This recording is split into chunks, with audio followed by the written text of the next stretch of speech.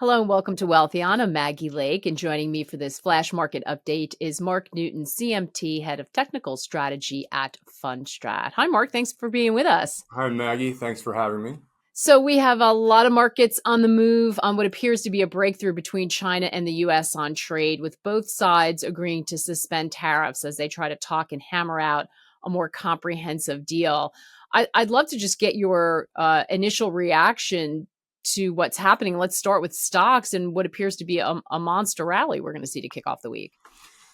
Yeah, certainly a huge rally today, up at one point about 3% on what appears to be, signs of de-escalation from U.S. and China, but also signs of, I think, geopolitical de-escalation, not only with U.S. and China, but also potentially, with regards to India and Pakistan and certainly Ukraine, Russia as well. So I think markets have been, greeting that with a lot of strength. I think that is a positive. Of course, there's more to go. We don't necessarily still have, the final answer as to where any of these tariffs are going to end up. But certainly, a very good news, at least for a Monday morning. Yeah. How do you judge the staying power of a move like this? Because we know we're in a really headline driven market. What would you look for to say, okay, maybe something's different happening now? I'm going to go back and look at my charts and maybe change my opinion. What would give you the indication that this has legs? Well, I do think it does have legs for the year. I think in the near term, we are getting close to levels where we're likely to see at least some consolidation, and that gels with my own technicals.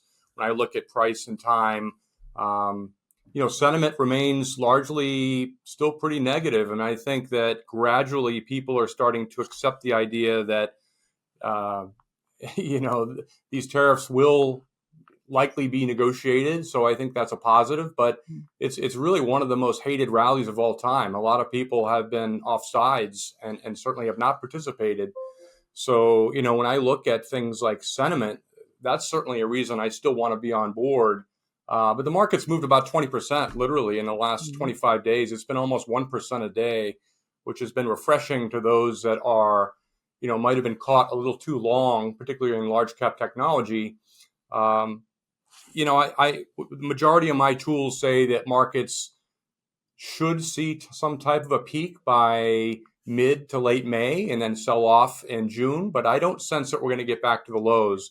So I wrote about this in April, that there were some signs in place that suggested markets could bottom and push higher because of volume dislocation, breadth being washed out, sentiment, but also some of the cycles I look at that suggested that we were in place to rally at a time when really nobody expected it. So, I am not in the bear market camp. I don't think we're going to have a recession this year. My target for the year is 6650 for the S&P. I do think that will be achieved, but it's not going to be a straight line, particularly after a move literally straight higher on just initial evidence of negotiation and talks. And so, these things will take time. But for the time being, I'm very encouraged to have seen the degree of move off the lows. That has helped a lot of the momentum indicators and things I look at turn a lot more positive.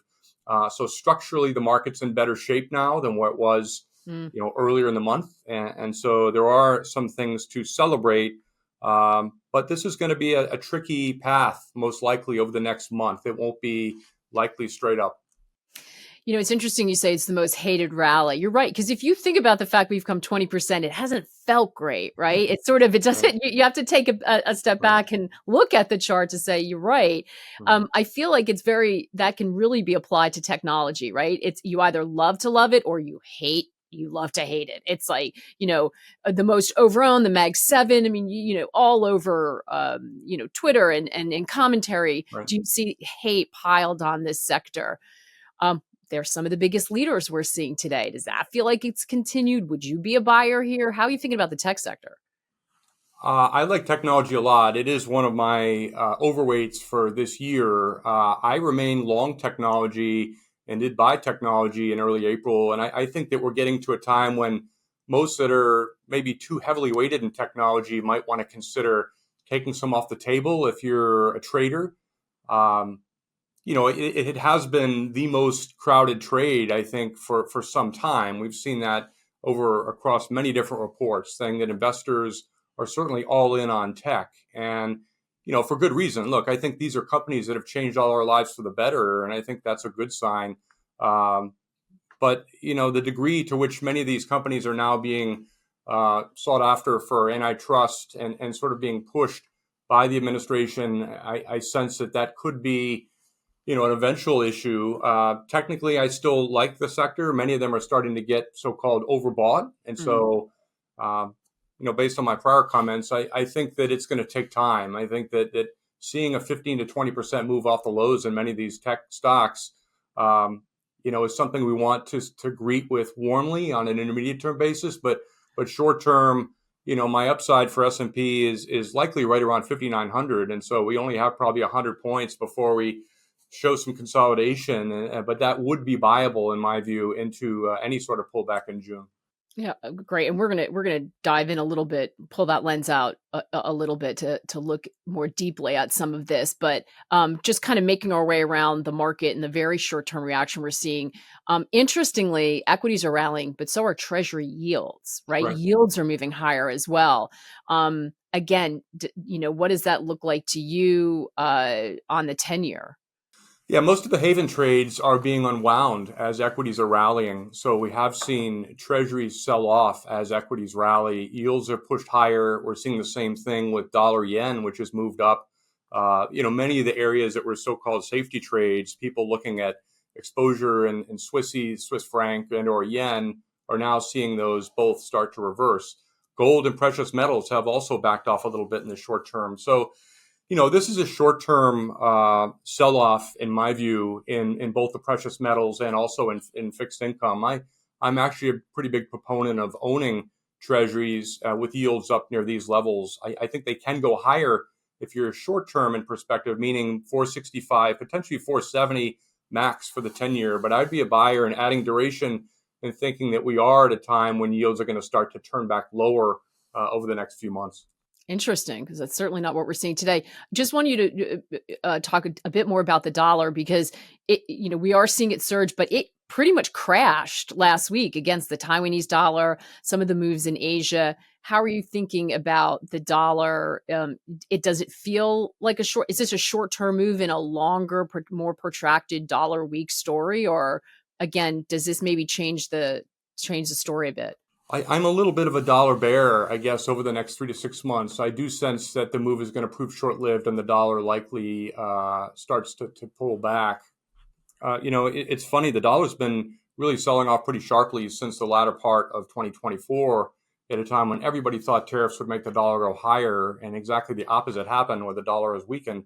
So, it's interesting. I think that the tariffs being potentially renegotiated has caused the Fed to start to pull their rate cuts out of at least traders have started to, not fear as many rate cuts going forward. And so we only have about 2 now that are priced in for the year versus about 4 as of a couple of weeks ago.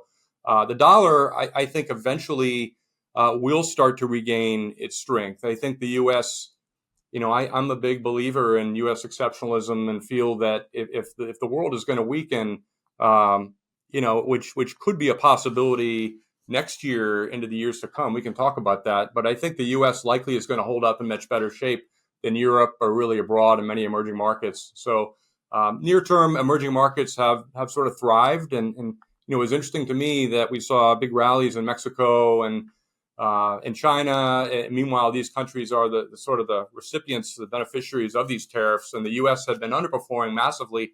And now we're seeing that we're seeing some mean reversion where the U.S. is playing catch up rather quickly. So to make a short answer long or vice versa, I think a short-term bounce is possible in the dollar, and some of that is yen, certainly selling off a little bit, but in general, my feeling is that the dollar is going to have one further move to the downside, which probably happens between now, meaning, mid-May and August. And at that time, if we see a further unwinding of yields in the dollar, that would probably be a chance to go the other way. And the last thing I wanted to ask you about, and it seems like this is important lately. What's the market that we should be watching for sentiment? because we're seeing all of them on the move, but it seems like there's been a lot of concern around treasuries, something about the health of the treasury market, the demand for U.S. treasuries, how quickly that yield moves. It seemed to be the thing that spooked the administration when it started getting up toward 5%. Are treasuries the lead dog here, or do equities matter, especially given the sort of rebound we've seen? Is there one market that's going to sort of determine and set the tone here, Mark? I think it's fair to say that the Trump put is very much alive, even if they don't come out and publicly say it. And I think that Scott Bessent, talked some necessary words into Trump's ear at the time when rates moved up 50 basis points very quickly. Some of that could have been described as being basis trade, unwind, but always a fear to see rates move up that quickly. But make no mistake, I mean, this has not been a sell-off, and I say sell-off, but I mean, February to April, where there had been a lot of dislocation in the fixed income markets. Things have been remarkably calm. Junk yields had not really widened out as dramatically as we've seen in prior years.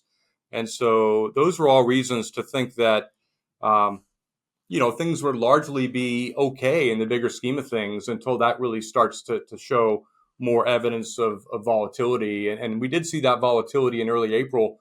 That coincided with rapid downside volume. And then as we, made, I think, a necessary pivot, that also coincided with yields starting to pull back. And so I think obviously the Treasury yields, we can't see them get above 4.8%, the prior highs. That would be a real worry. And I think that's what would cause, certainly some volatility. We would certainly be pressured to act, I think, if we saw a rapid rising in yields. Today certainly is a little bit of a backing up, but I don't think it proves all that long lasting. Not close enough to the danger zone. Mark, fantastic stuff. Thank you so much. Thank you.